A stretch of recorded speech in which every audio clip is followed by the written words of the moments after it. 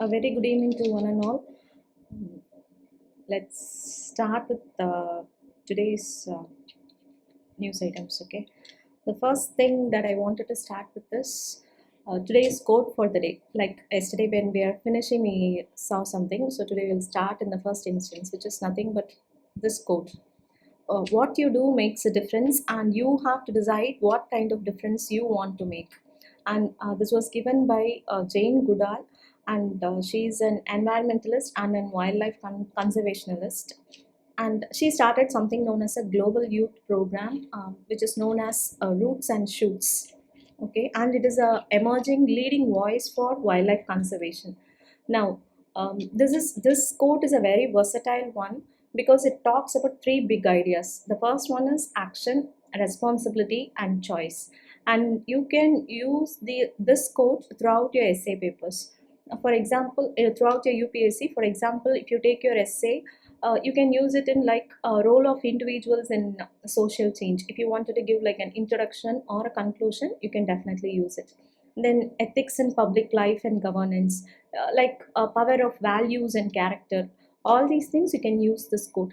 And also in ethics also this quote can be used as an introduction or as a conclusion, like a moral responsibility of civil servants or attitude, values, integrity. In all these questions you can definitely use this quote.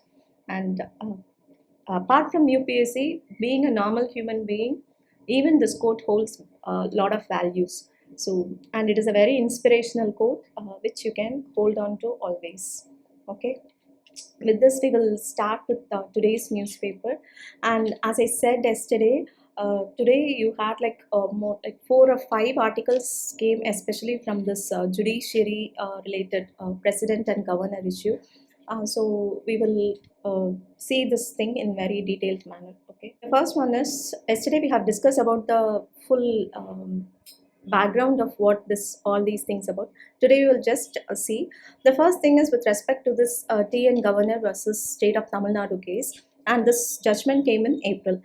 Two judges bench case. In this, it imposed 3-month timelines for both the governors as well as the president in giving assent to the state bills.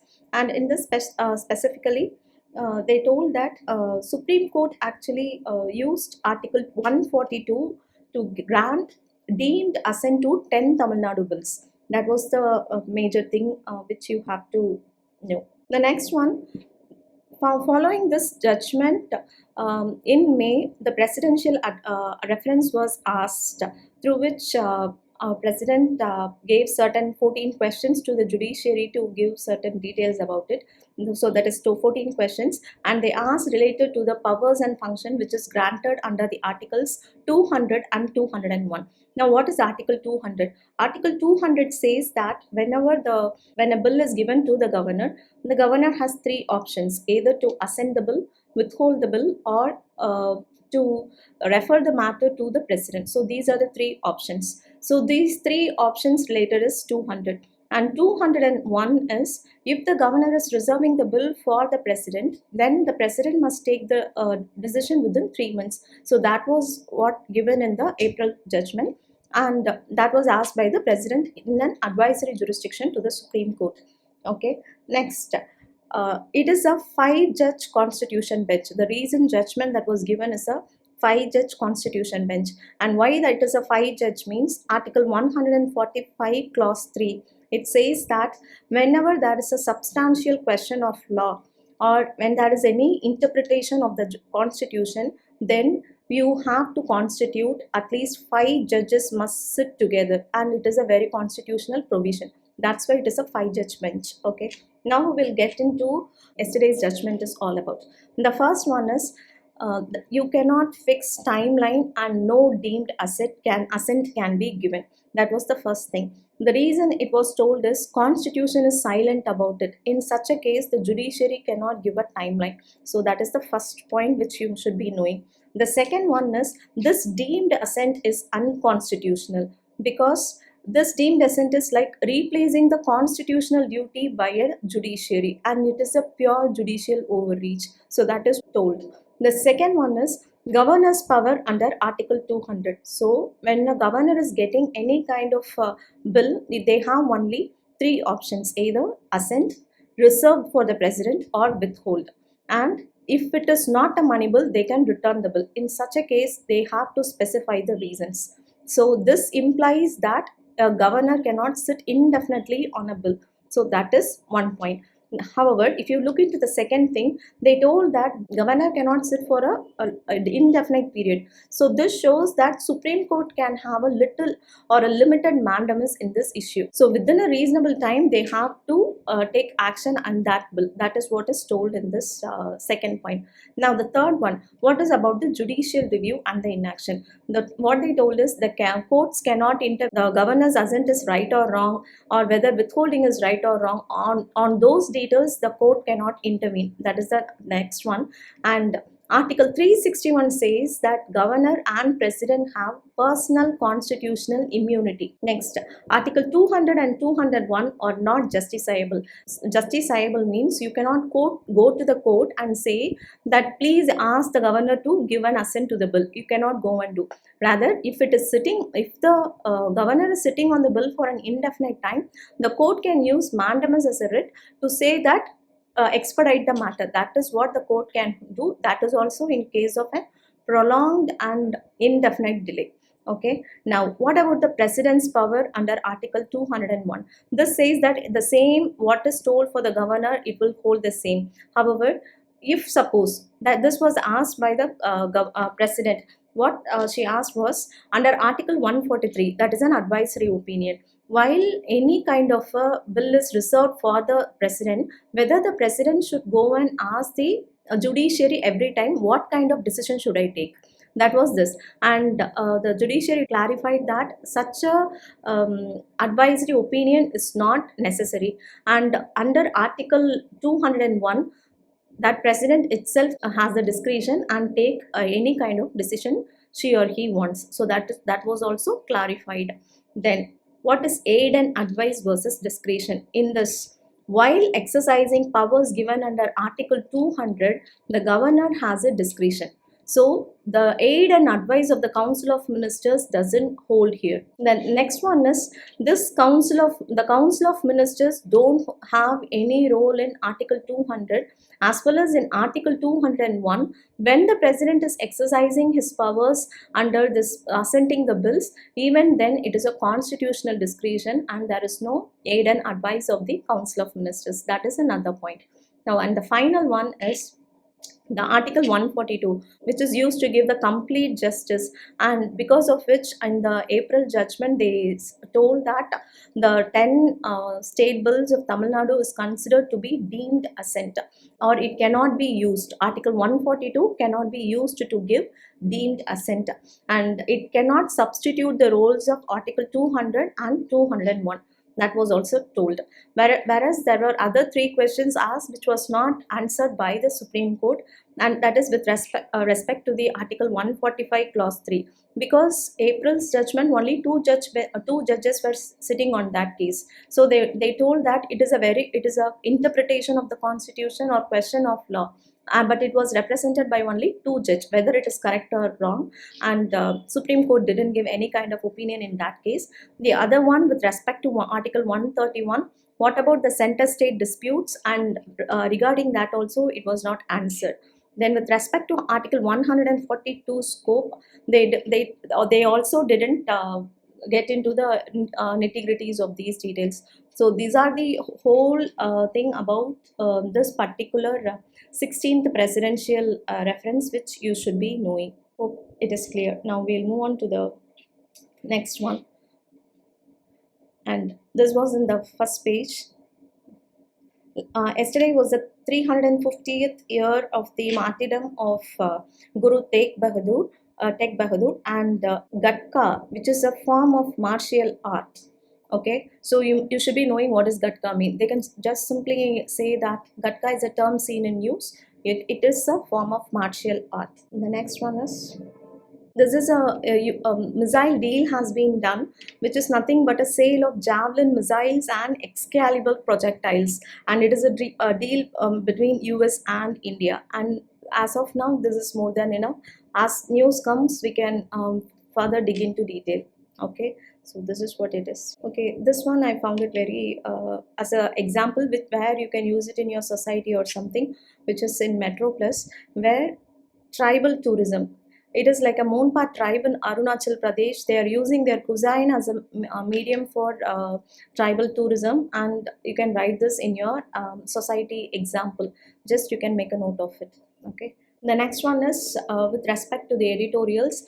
In this editorial, the India's fisheries and aquaculture, its promising course. Why this editorial is very important is today is World Fisheries Day, November 21st, and this article was written by FAO representative. So that is why it is important. So now we will just look into the details what is given here. According to the FAO's State of World Fisheries and Aquaculture, which says that India is the second largest aquaculture producer. This FAO's report, which is known as SOFIA, State of Fisheries report, and it is even 24, which says that from 2013 the thing was around 96 lakh tons.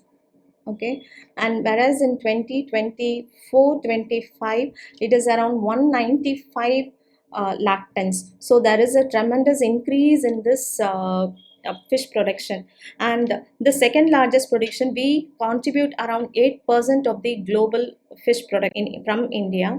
And recently we have reduced the GST from 12% to 5%. So these are some of the recent things which we have to know. But the concerns that are there in the fish production is, the first one is the ecological stress. Okay, the ecological stress include overfishing, then habitat degradation.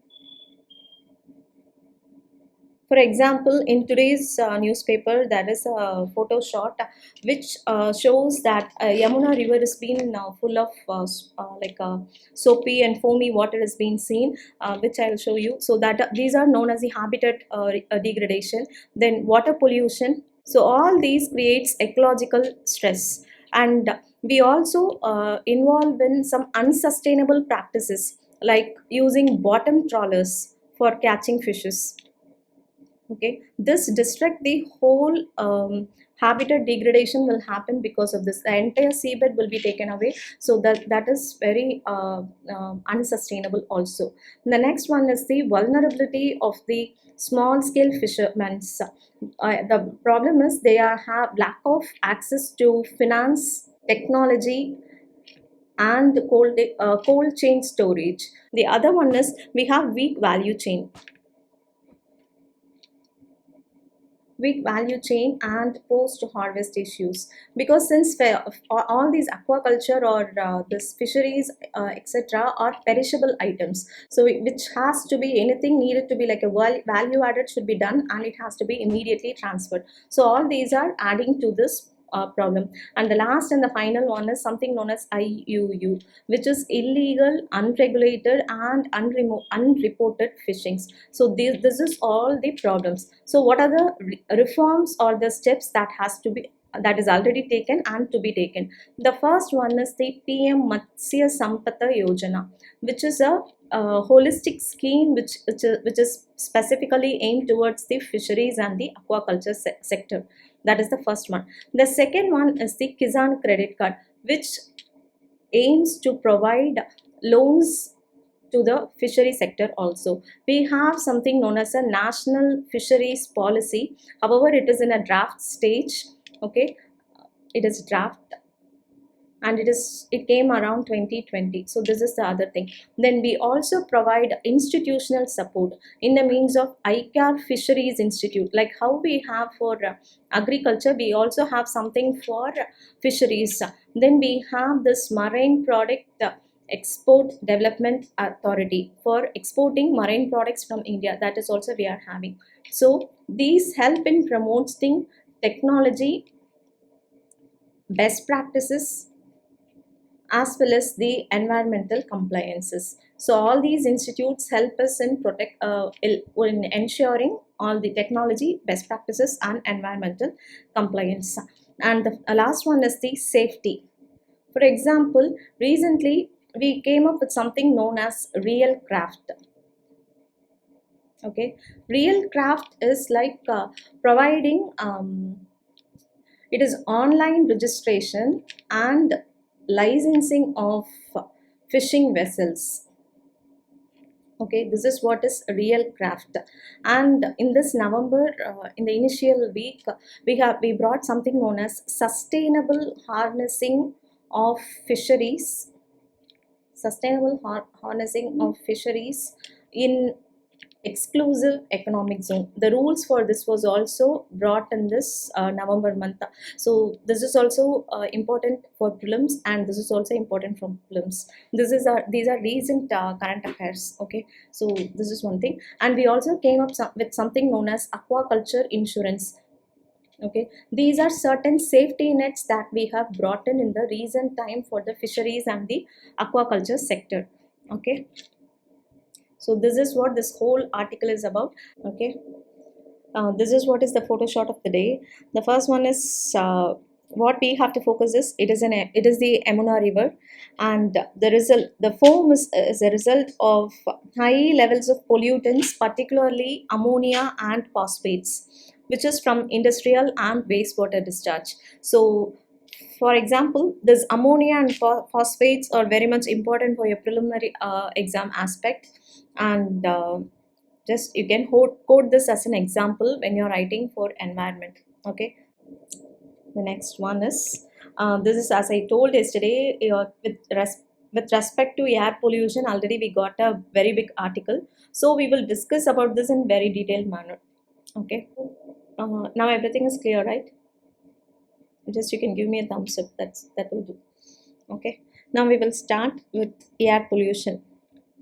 So this article says that this air pollution is South Asia's challenge, and it doesn't fit into just one country. Rather, it says as it is a South Asian challenge. So that is what this. So the first one is the Greenpeace, an NGO, gives a air quality report. Okay, the World Air Quality Report says that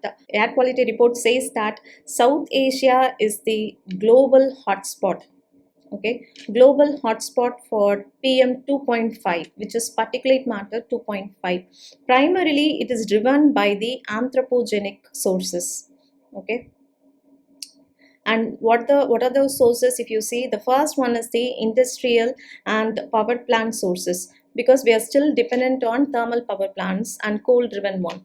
Then the vehicle exhaust, the number of private vehicles are too much in this area, and that is also one of the reason contributing to the air pollution. The third one is the burning of fuels.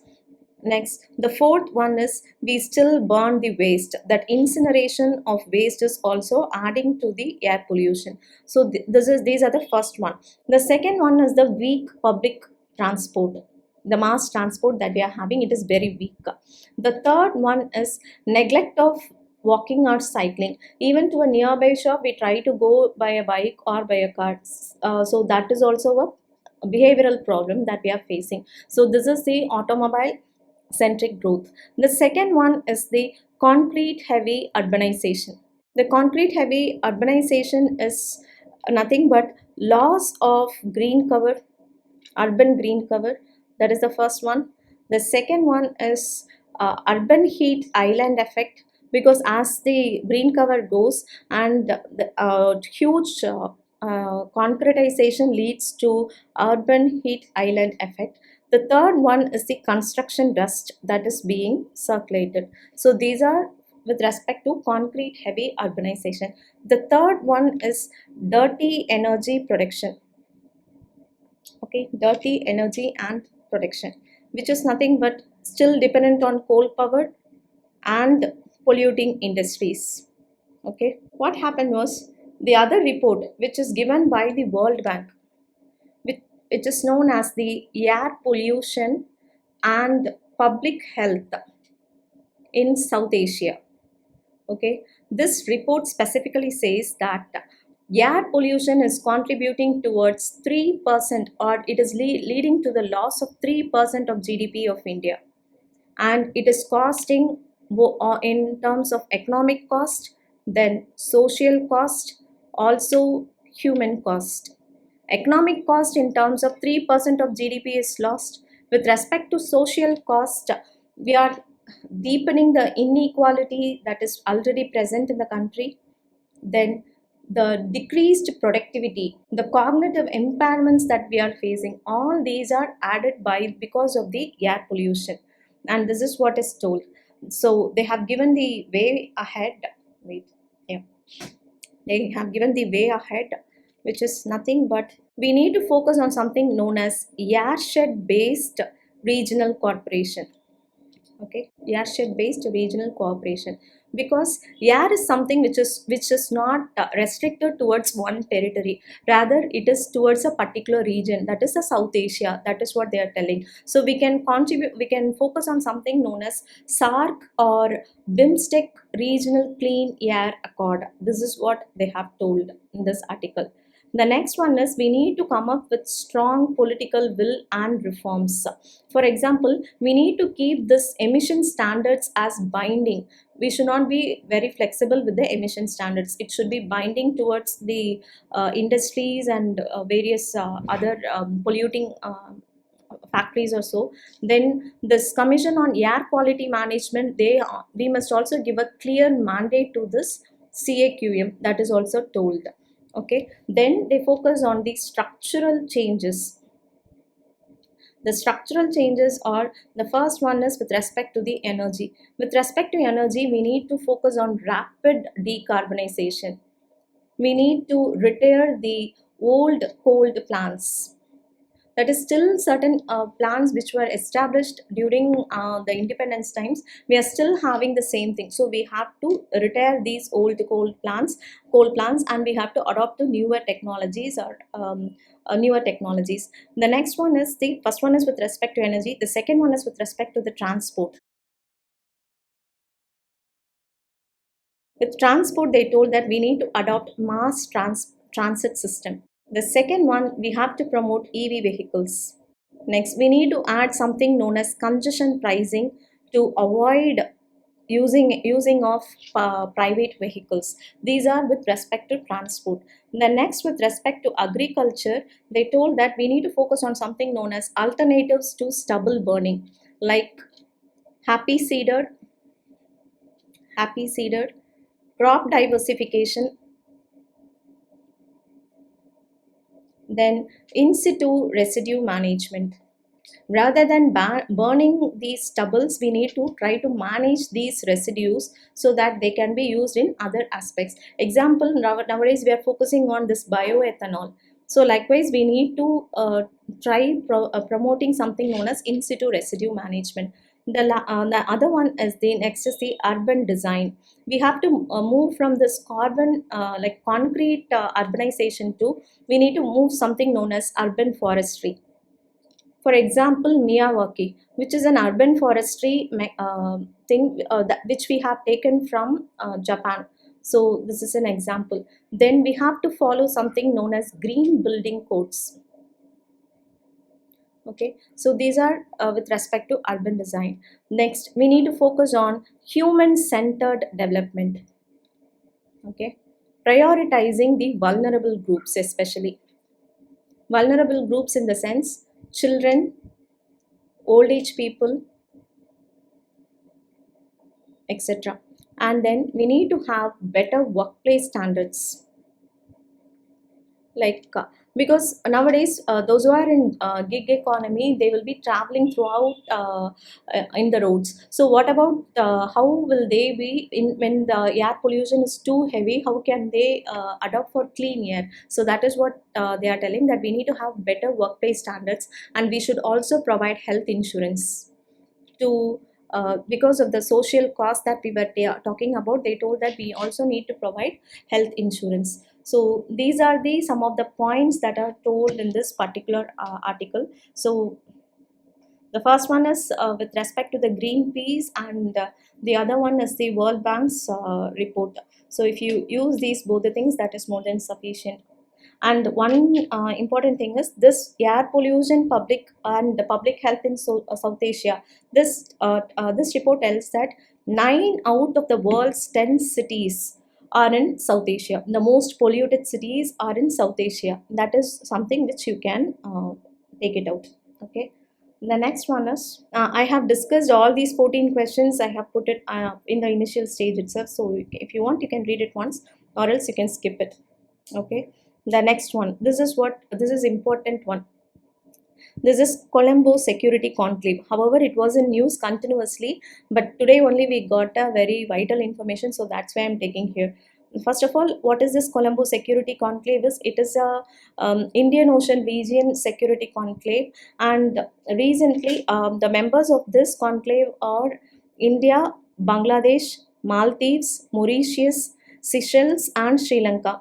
Now, Seychelles is the newest added country. So, this is what is the recent one which you should be knowing, and that makes this a very vital question.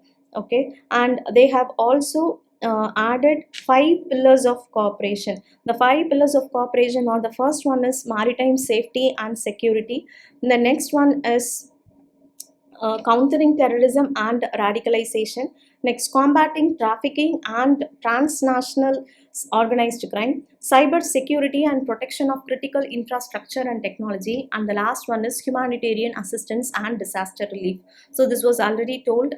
So these are the 5 pillars of cooperation, and Seychelles have joined this Colombo Security Conclave this time, and Malaysia is present as a guest country. So that's why I kept one second here.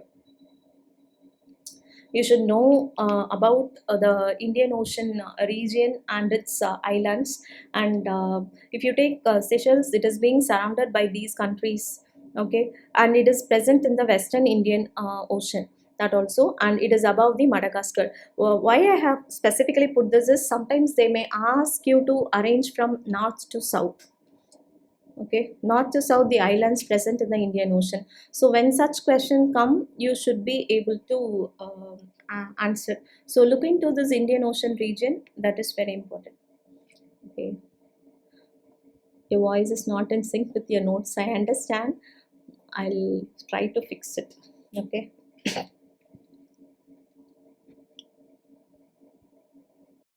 The next one is in this point is very important. That is, Just Transition Work Program is intended as. Okay, what is this Just Transition Program? This Just Transition Program was first initiated in COP 27, whereas it became operational in COP 28, that is 2023. And what this Just Transition Work Program?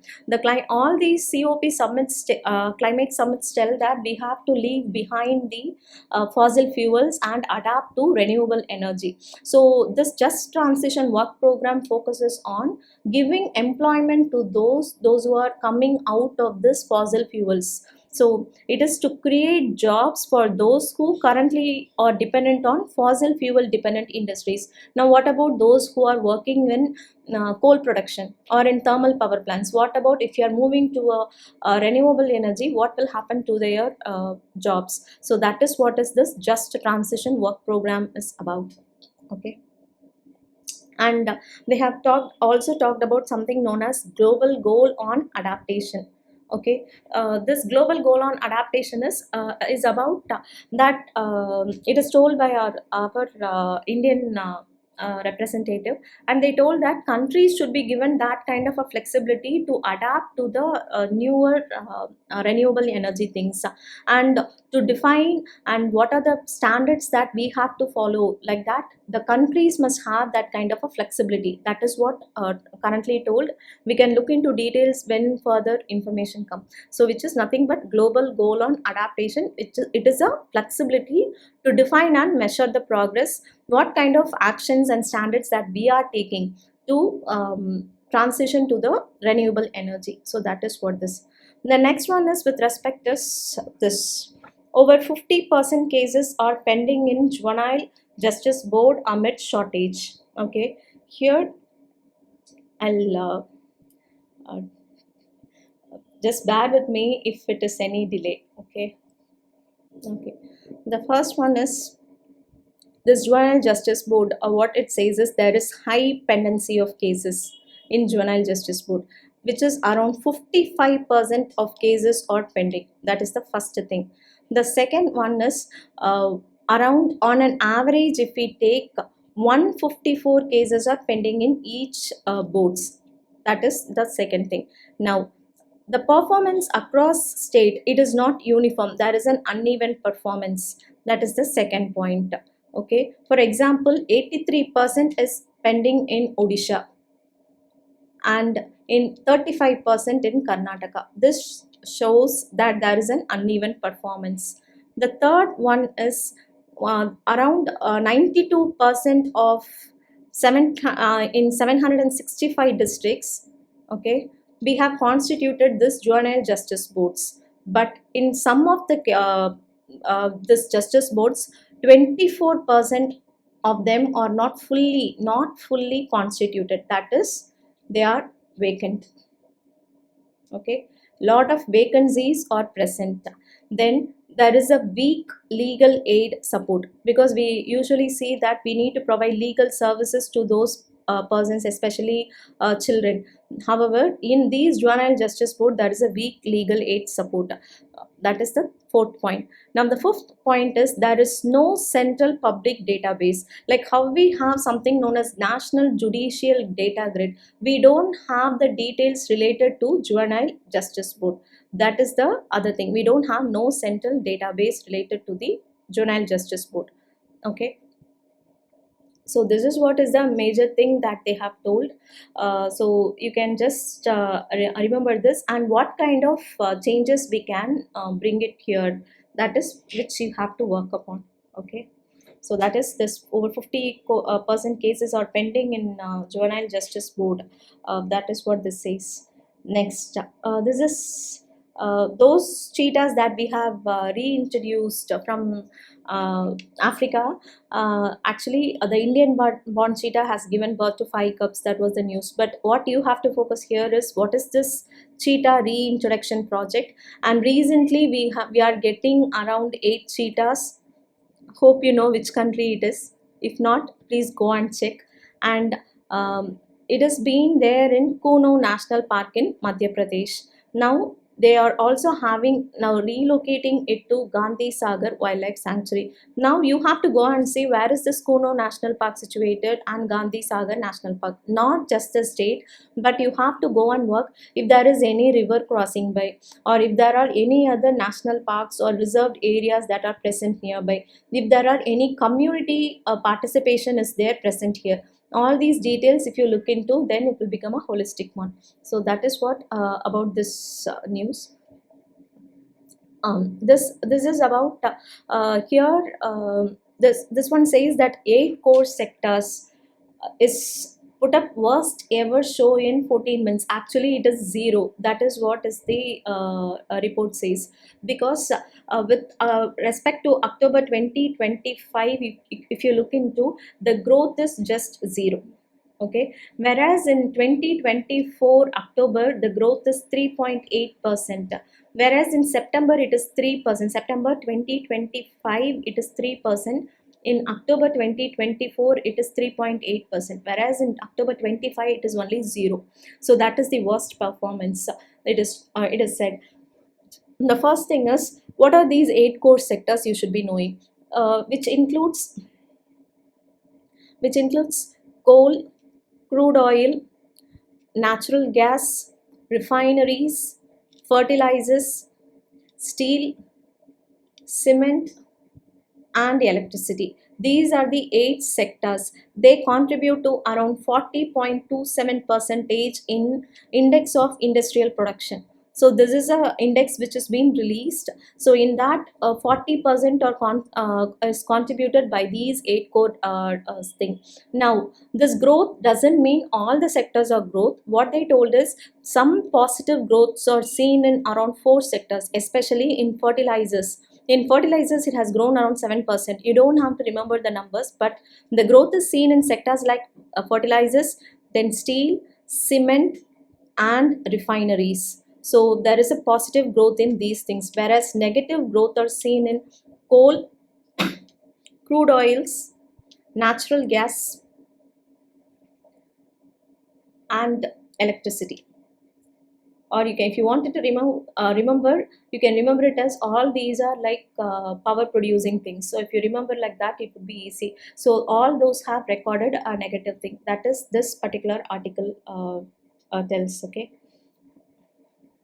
the other one is this one. This is a very important one which you can expect for the first one is the e-commerce firms declare compliance. Actually, this is a self-audit mechanism.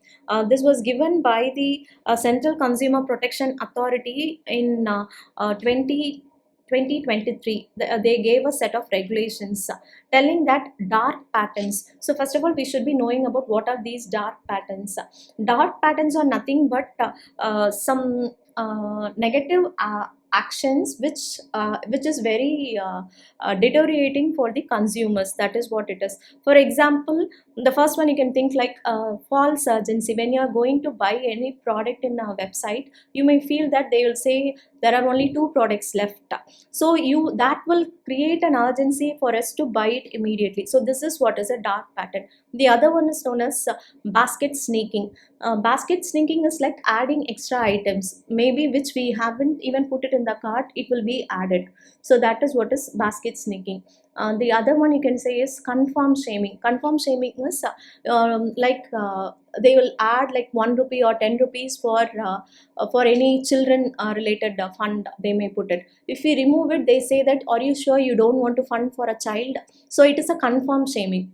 Okay, so these are dark patterns. It was given in this guidelines for prevention and regulation of dark patterns 2023. Okay, so this is given, and it is a pure self audit reports.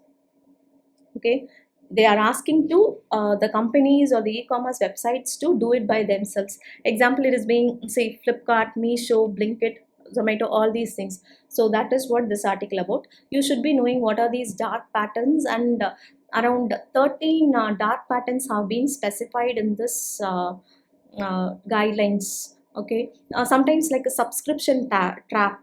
What is the subscription trap is you'll be easy to subscribe, but if you wanted to unsubscribe, it will be a very lengthy process. So likewise, they have given around 13 things, so it was there in the news. Okay, the next thing here you wanted to know about is this International Atomic Energy Agency.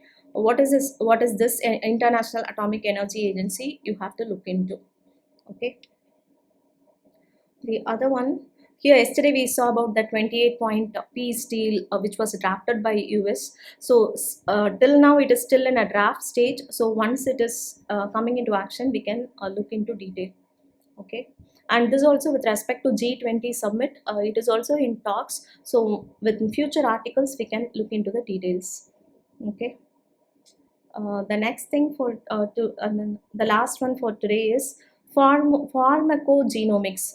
Pharmacogenomics, or it is a term which you should be knowing. It is nothing but, you can take the gist. Okay, how different persons react to the medicines. Nowadays, usually we consume same medicines. One medicine is consumed by all, but pharmacogenomics says that each person's genetic variations are different, so you cannot subscribe the same medicine to the same person. Okay, so it is it is like different, so it will not be that effective. So that is what this pharmacogenomics about. Actually, they are focusing on tailor-made medicines. Okay, that is what this is about. And that is for today's full newspaper. If you have any doubts, you can ask me now.